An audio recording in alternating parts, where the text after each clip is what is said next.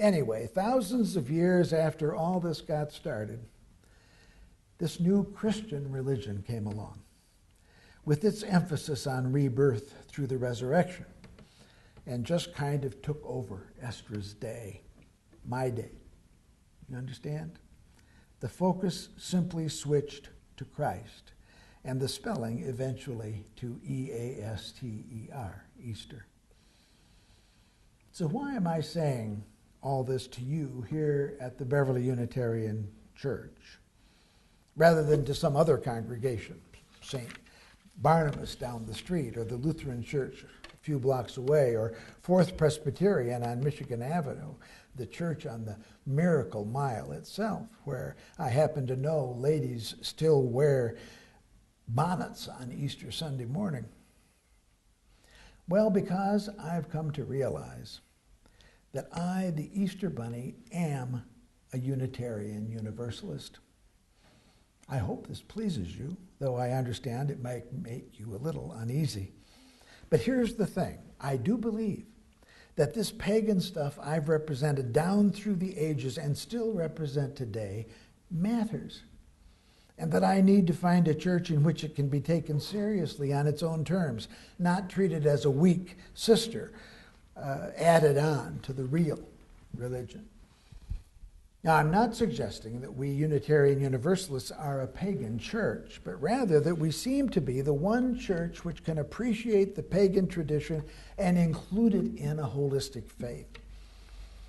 Of course, I'm not talking about all the superstition and myth attached to paganism, like dawn marrying the sun to produce spring, or spirits inhabiting trees, and animals that want to tell us about themselves and their needs and their powers?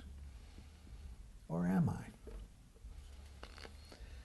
Well, anyway, I'm surely talking about all the ways folks have found over the millennia of human history to say and celebrate a basic truth, the extraordinary miracle of the resurgence of life manifested in the return of spring.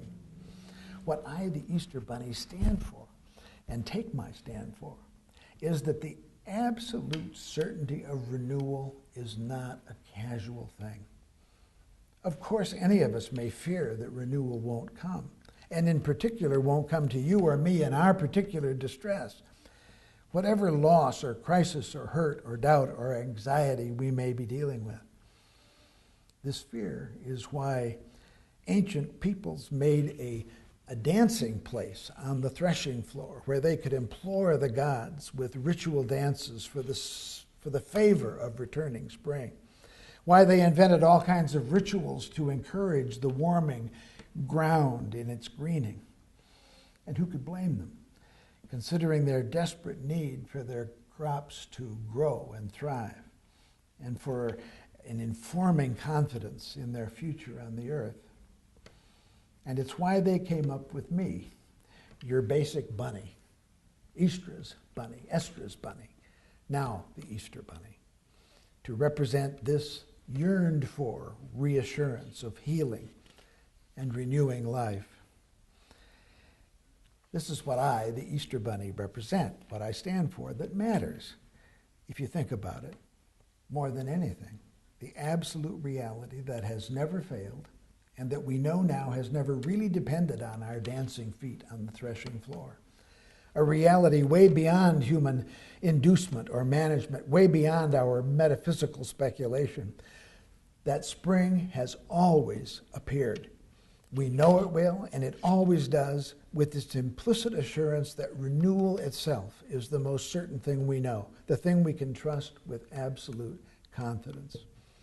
It is this certainty that is the one sure basis for our faith in a dependable world, a fecund earth that generates all life, that supports all life, that heals it. The problem is not the certainty, but that we take it for granted. We treat it so lightly. Pagans over the centuries did not take it lightly at all, and do not today. They saw and see its deepest meaning in the story of all life on earth. They grasped its power in the nature of things. They saw its implications for human life in particular, that whatever loss and grief and failure may befall us and our own in our personal lives, whatever may bear down on us as a people and as the universal human race, the seeds of renewal are yet present and active in the earth and in our lives which the earth supports, granting us succor, restoring our spirits, presenting us new opportunities for new beginnings, as surely as dawn follows the darkest hour.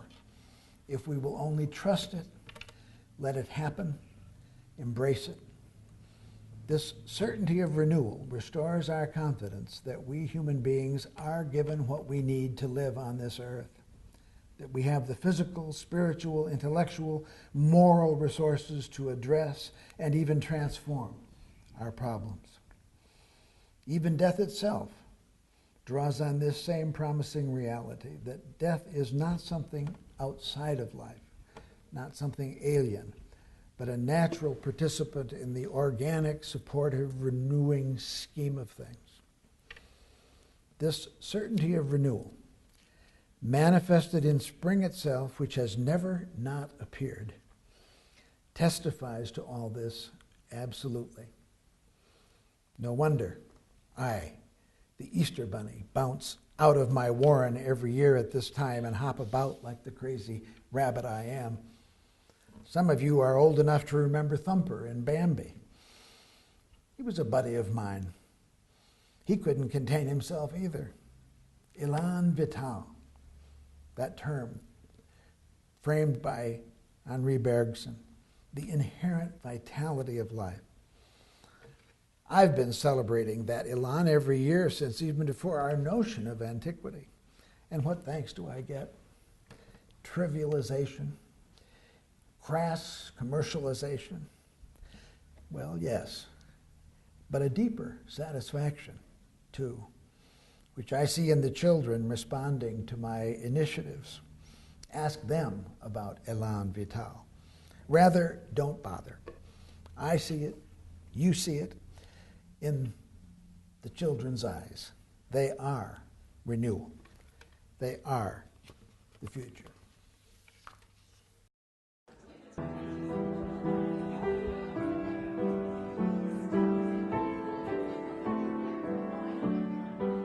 That's it.